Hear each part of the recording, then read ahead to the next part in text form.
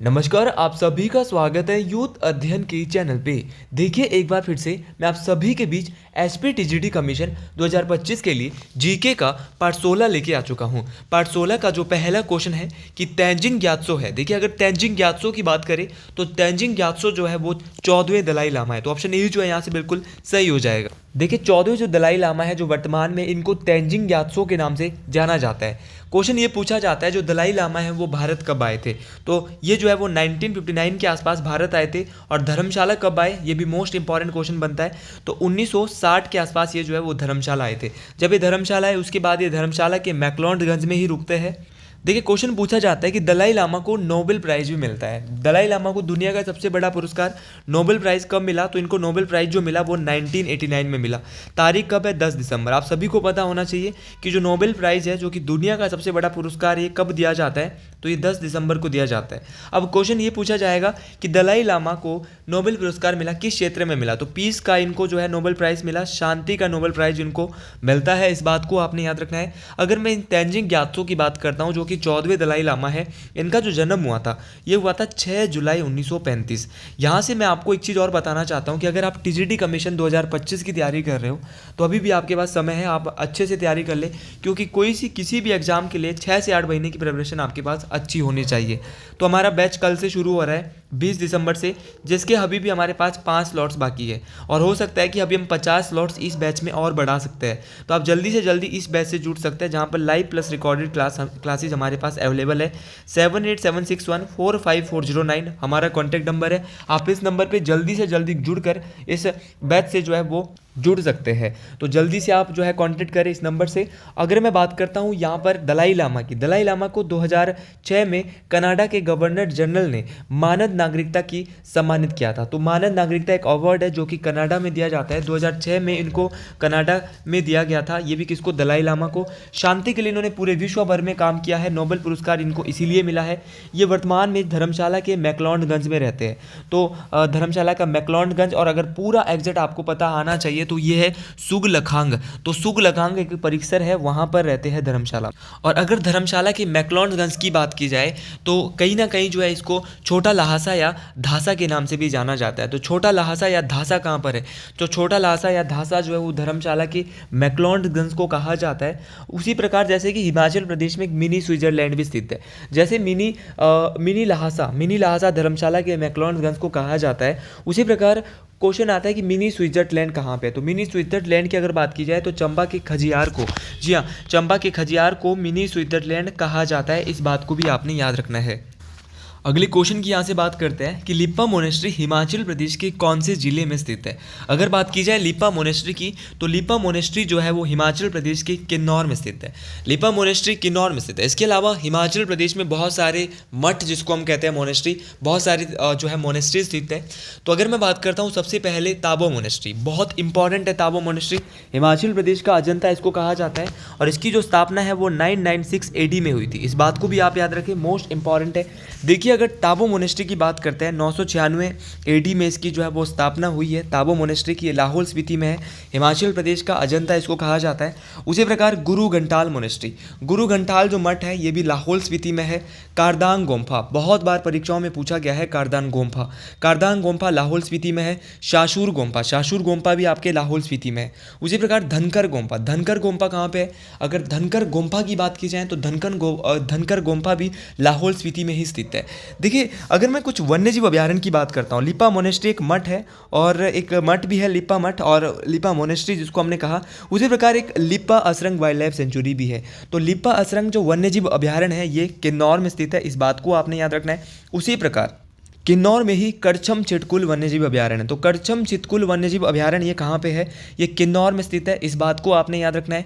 देखिए किन्नौर की अगर बात करते हैं तो किन्नौर हिमाचल प्रदेश का छठा जिला बना। और कब किन्नौर हिमाचल का छठा जिला बना, तो 1 मई 1960। इस बात को आपने याद रखना है। 1 मई 1960 को किन्नौर हिमाचल प्रदेश का छठा जिला बनता है। देखिए किन्नौर की अगर बात की जाए तो किन्नौर में हिमाचल प्रदेश की सबसे ऊंची चोटी कौन सी है भैया? शिल्ला। शिल्ला की अगर बात की जाए, शिल्ला की जो हाइट है वो है 7025, कहीं कहीं पे 7026 भी बताई गई है। तो इस बात को आपने याद रखना है कि हिमाचल प्रदेश की सबसे ऊंची चोटी शिल्ला है, और शिल्ला जो है वो किन्नौर जिले में स्थित है, और किन्नौर जिले की भी सबसे ऊंची चोटी है। किन्नौर की बात ही कर रहे हैं तो किन्नौर का हेडक्वार्टर भी आपको पता होना चाहिए। किन्नौर का जो मुख्यालय है वो रिकांगपिओ में है। कहाँ पे है? रिकांगपिओ। रिकांगपिओ की जो हाइट है वो 2670 मीटर है। इस बात को भी आपने याद रखना है कि रिकांगपिओ की हाइट कितनी है। तो रिकांगपिओ की जो हाइट है वो 2670 मीटर है। इस बात को आपने याद रखना है। किन्नौर की कुछ घाटियों की भी बात कर लेते हैं। किन्नौर में आपके रिब्बा घाटी स्थित है, जो कि अंगूरों की घाटी के नाम से जानी जाती है, जिसको वैली ऑफ ग्रेप्स भी कहीं ना कहीं कहा जाता है। तो अंगूरों की घाटी, रिब्बा घाटी किन्नौर में है। सांगला घाटी, सांगला घाटी जिसको जो है वो बसपा घाटी के नाम से भी जाना जाता है, ये भी आपके किन्नौर में है। उसी प्रकार आपके हंगरंग घाटी, हंगरंग घाटी कहाँ पे है? तो हंगरंग घाटी भी किन्नौर में है। आपके भाभा घाटी, ये भी किन्नौर में है। उसी प्रकार आपके निचार घाटी, तो निचार घाटी भी कहाँ पे है? किन्नौर में। तो ये सारी की सारी घाटियाँ हमने किन्नौर में देखी। रिब्बा घाटी देखी, सांगला घाटी जिसको बसपा घाटी कहा जाता है, हंगरंग घाटी ये भी हमने किन्नौर में देखी, भाभा घाटी ये भी हमने किन्नौर में देखी, और निचार घाटी ये भी हमने किन्नौर में देखी। तो ये सारी की सारी घाटियाँ जो हमने किन्नौर में देखी, ये आपने बिल्कुल याद कर लेनी है, मोस्ट इंपॉर्टेंट है। आप हमारे बैच से अगर नहीं जुड़े हैं, जिसमें अभी 5 स्लॉट जो है वो अभी बचे हैं, तो जल्दी से जल्दी जुड़ जाएं, जहाँ पे आपको डिस्काउंट अभी जो दिया जा रहा है 40% का। तो 40% का डिस्काउंट है, 499 पर मंथ आपको जो है वो इंस्टॉलमेंट में फ़ीस देनी है। बहुत ही कम फीस है भाई, आप जल्दी से जल्दी इस बैच से जुड़ जाएं। अगला क्वेश्चन है कि पिपलू मेला हिमाचल प्रदेश के कौन से जिले में मनाया जाता है? अगर बात की जाए पिपलू मेले की, पिपलू मेले की जब भी मैं बात करता हूँ तो पिपलू मेला हिमाचल प्रदेश के ऊना जिले में मनाया जाता है। तो पिपलू मेला ऊना जिले में मनाया जाता है। मोस्ट इंपॉर्टेंट क्वेश्चन है। अब क्वेश्चन पूछने वाला क्वेश्चन ये भी पूछ सकता है कि पिपलू मेला ऊना में मनाया जाता है, किस माह में जो है ये मनाया जाता है? तो अगर पिपलू मेले की बात करें तो पिपलू मेला जो है वो जून माह में, इस बात को आपने याद रखना है, जून महीने में ये मेला मनाया जाता है, पिपलू मेला। हिमाचल प्रदेश के ऊना में और भी इसके अलावा मेले होते हैं, जैसे कि बाबा भड़बाग सिंह मेला। बाबा भड़बाग सिंह मेला ऊना के मैडी में होता है। चिंतपूर्णी मेले की अगर मैं बात करता हूँ तो चिंतपूर्णी मेला ये भी ऊना में होता है। पीर निगाह मेला ये भी ऊना में होता है। उसी प्रकार अगर मैं शिमला की बात करता हूँ तो शिमला में होता है सिप्पी मेला, शिमला में होता है सिप्पी मेला। और उसी प्रकार शिमला में एक मशोबरा में ये जो मनाया जाता है, ये मशोबरा के सिपुर मैदान है, मशोबरा में, वहीं पे सिप्पी मेला मनाया जाता है। शिमला में ही एक पत्थर का खेल मेला होता है जो कि शिमला के हलोग में मनाया जाता है। इस बात को आपने याद रखना है। हलोग जो है वो किसी टाइम धामी रियासत की राजधानी हुआ करती थी, इस बात को आपने याद रखना है। भैंसों का मेला तो आपने सुना ही होगा, भैंसों का मेला या बुफेलो फेयर कहाँ पर मनाया जाता है? तो ये शिमला के कुफरी में मनाया जाता है। उसी प्रकार एक फाग मेला होता है, फाग मेला शिमला के रामपुर में मनाया जाता है। भुंडा उत्सव, अब बात करते हैं भुंडा उत्सव की। भुंडा उत्सव जो है वो निरमंड में, कुल्लू के निरमंड में ये भुंडा उत्सव हिमाचल प्रदेश में मनाया जाता है। और भुंडा उत्सव जो है वो प्रत्येक 12 वर्ष बाद, तो याद रखना प्रत्येक 12 वर्ष बाद, तो 12 वर्ष के बाद जो है वो, जब 12 वर्ष चले जाते हैं तो 12 वर्ष के बाद कौन सा उत्सव हिमाचल में मनाया जाता है? तो वो भुंडा उत्सव है। इसीलिए आपने देखा होगा कि कुंभ का मेला भी एक स्थान पे 12 वर्ष बाद मनाया जाता है, इसीलिए भुंडा उत्सव को पहाड़ी लोगों का कुंभ भी कहा जाता है। तो पहाड़ी लोगों का कुंभ भुंडा उत्सव 12 वर्ष के बाद मनाया जाता है, इस बात को भी आपने याद रखना है। और जो निरमंड है, निरमंड में जो है वो भगवान परशुराम की पूजा भी की जाती है। ये भी मोस्ट इंपॉर्टेंट क्वेश्चन है कि कुल्लू के निरमंड में किसकी पूजा की जाती है? तो कुल्लू के निरमंड की अगर मैं बात करता हूँ तो कुल्लू के निरमंड में भगवान परशुराम की पूजा की जाती है, इस बात को आपने याद रखना है। अब क्वेश्चन पूछने वाला क्वेश्चन ये भी पूछ सकता है कि जो बूढ़ी दिवाली है हिमाचल प्रदेश में कहाँ पर मनाई जाती है? तो बूढ़ी दिवाली जो फेमस है वो निरमंड की ही फेमस है, इस बात को आपने याद रखना है कि बूढ़ी दिवाली कहाँ की फेमस है भैया? निरमंड की ही बूढ़ी दिवाली फेमस है। और प्राचीन ग्रंथों की अगर मैं बात करता हूँ तो प्राचीन ग्रंथों में देखिए, कमीशन के पेपर में ऐसे क्वेश्चन आपको जरूर देखने को मिल सकते हैं। प्राचीन ग्रंथों में भुंडा को नरमेघ यज्ञ भी कहा जाता है। तो प्राचीन ग्रंथों में जो ये भुंडा है इसको नरमेघ यज्ञ के नाम से भी जाना जाता है। उसी प्रकार हिमाचल प्रदेश में नलवाड़ी मेला भी होता है। नलवाड़ी मेला भैया कहाँ पे लगता है? हिमाचल प्रदेश के बिलासपुर जिले में, बहुत इंपॉर्टेंट है नलवाड़ी मेला। अब क्वेश्चन आएगा कि शुरू कब किया गया?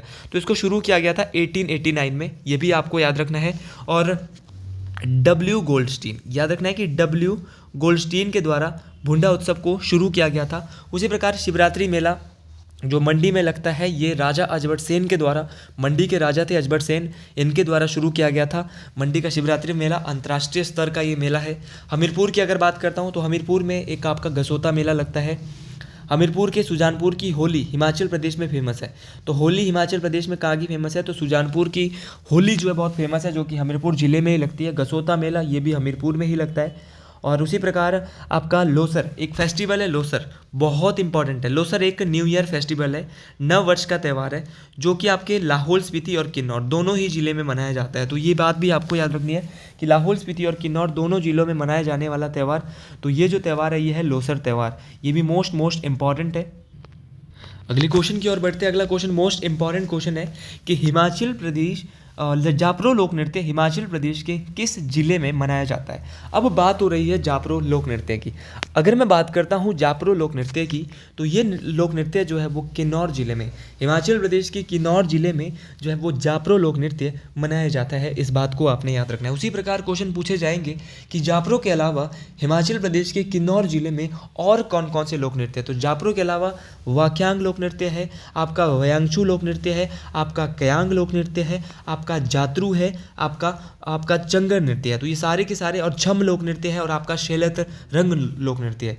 एक बार फिर से बोल रहा हूँ मैं, वाक्यांग किन्नौर में होता है, वयांगचू किन्नौर में होता है, कयांग किन्नौर में होता है, आपका जातरू किन्नौर में होता है। जापरो आपका एक जातरू होता है, एक जापरू होता है, ये दोनों किन्नौर में होता है। चंगर नृत्य ये भी किन्नौर में होता है, और छम लोक नृत्य ये भी किन्नौर में होता है, और शैलत रंग नृत्य ये भी किन्नौर में होता है। अगर मैं लाहौल स्पीति की बात करता हूँ, तो लाहौल स्पीति में सांद और साबू मोस्ट इंपॉर्टेंट है। सांद और साबू लोक नृत्य कहाँ पे होता है? तो सांद और साबू लोक नृत्य जो है वो किन्नौर जिले में मनाया जाता है। इस बात को भी आपने याद रखना है। ये मोस्ट इंपॉर्टेंट बात है कि सांद और साबू लोक नृत्य कहाँ मनाए जाते हैं? तो सांद और साबू लाहौल स्पीति में मनाए जाते हैं। इस बात को भी आपने याद रखना है, मोस्ट इंपॉर्टेंट है।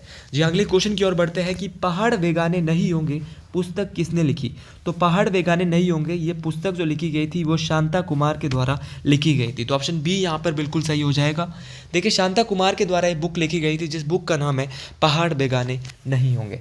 अगर मैं शांता कुमार की बात करता हूँ, शांता कुमार हिमाचल प्रदेश के पहले गैर कांग्रेसी मुख्यमंत्री भी रह चुके हैं। इनके द्वारा जो बुक से लिखी गई थी वो लिखी गई थी पहाड़ बेगाने नहीं होंगे, मृग तृष्णा इनकी फेमस बुक है, लाजो इनकी फेमस बुक है, धरती है बलिदान की ये भी इनके द्वारा ही लिखी गई थी, और हिमालय पर लाल छाया ये सारी की सारी बुक्सें जो है वो शांता कुमार के द्वारा रिटर्न की गई थी। भैया मृग तृष्णा, लाजो, धरती है बलिदान की, हिमालय पर लाल छाया और पहाड़ बेगाने नहीं होंगे, और राजनीति एक षड्यंत्र ये भी शांता कुमार के द्वारा ही लिखी गई थी। ये सारी बुक्सें शांता कुमार ने लिखी है।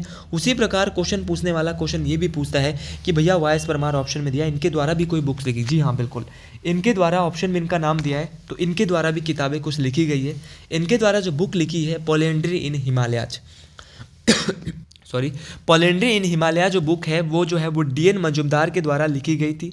डी.एन. मजूमदार वाई.एस. परमार ने ये बुक लिखी पोलेंड्री इन हिमालयाज। उसी प्रकार देवराज शर्मा का नाम यहाँ पे ऑप्शन में दिया है। देवराज शर्मा के द्वारा जो बुक लिखी गई थी वो कौन सी? देवराज शर्मा के द्वारा हिमाचल अतीत वर्तमान भविष्य एक झलक, ये बुक जो है वो देवराज शर्मा के द्वारा लिखी गई थी। उसी प्रकार डी.एन. मजूमदार की बात करता हूँ तो इनके द्वारा हिमालय पोलेंड्री जो बुक है ये डी.एन. मजूमदार के द्वारा लिखी गई थी। उसी प्रकार और भी बहुत सारी बुक्सें हैं जो परीक्षाओं में पूछी जाती है। कंट्री लाइफ जो बुक है वो नोरा रिचर्ड्स के द्वारा लिखी गई थी। उसी प्रकार देशभक्त स्वामी विवेकानंद, ये बुक मैंने शुरू में नहीं बताई थी, ये बुक जो है वो शांता कुमार के द्वारा ही लिखी गई थी। Deshbhakt Swami Vivekananda book written by Shanta Kumar. जी हाँ, बिलासपुर की कहानी अक्षर सिंह इसके राइटर थे। कुल्लूत देश की कहानी लालचंद प्रार्थी के द्वारा ये बुक लिखी गई थी। उसी प्रकार प्राचीन हिमाचल जो बुक है ये एल.सी. पांडे के द्वारा लिखी गई थी। Bilaspur past present and future, तो Bilaspur past present and future book जो है वो आनंद चंद के द्वारा लिखी गई थी। उसी प्रकार बुक है कामनीय किन्नौर बुक आर.के. कौशल, मोस्ट इंपॉर्टेंट है। कामनीय किन्नौर बुक बार बार पूछी जाती है कि भैया कामनीय किन्नौर बुक किसके द्वारा लिखी गई थी? तो आर.के. कौशल के द्वारा कामनीय किन्नौर बुक। उसी प्रकार हिमालयन सर्किट जो बुक है वो जी.डी. खोसला के द्वारा लिखी जाती है, और हिमालयन आर्ट जो बुक है ये जे.सी. फ्रैंक के द्वारा लिखी जाती है। इसी प्रकार एक दो बुक और देख लेते हैं। Himachal Pradesh its shape and state book, ये जो बुक लिखी गई है वो किसके द्वारा लिखी गई है? मोस्ट इंपॉर्टेंट है, ये आप ज़रूर बताएं, ये कमेंट बॉक्स में बताएं कि ये बुक है किसने लिखी? Himachal Pradesh its shape and state. और एक बुक और है the Wonderland of Himachal Pradesh. Maximum time बोलते हैं कि हिमाचल प्रदेश के जीके बनने के लिए इस बुक को सजेस्ट किया जाता है। है, अगर डिटेल से पढ़ना है the Wonderland of Himachal Pradesh, तो आप बोलते हैं कि बलोखरा वाली बुक पढ़ो। तो इसके जो राइटर है वो है जगमोहन बलोखरा। तो गलतियाँ बिल्कुल नहीं करेंगे। देखो आप सीधे क्वेश्चन नहीं आएंगे कि जापरो लोक नृत्य भैया किन्नौर में होता है, मिलाने को आएंगे कि कौन सा नृत्य कहाँ पे होता है, सांद और साबू लाहौल स्पीति, किन्नौर में कौन सा होता है। उसी प्रकार आपसे बोलेंगे कि कामनी किमोर बुक आर के कौशल की है, भैया वायस परमार की कौन सी है, शांता कुमार की कौन सी, मिलाइए, एक का बी का दो। तो इस प्रकार के क्वेश्चन अब देखने को पैटर्न बदल चुका है, लेवल पेपरों के बढ़ चुके हैं। तो मैं पहले ही बता रहा हूँ, अगर आपको बहुत अच्छे से तैयारी करनी है तो हमारे साथ आप जुड़िए, हमारे बैचेज में आपको बहुत अधिक फायदा मिलने वाला है। यहाँ पर एक से एक बैचेज आपके भी शुरू हो। अगले क्वेश्चन की ओर जाते हैं कि किस वर्ष Pathankot Jogindernagar narrow gauge railway line का निर्माण प्रारंभ हुआ।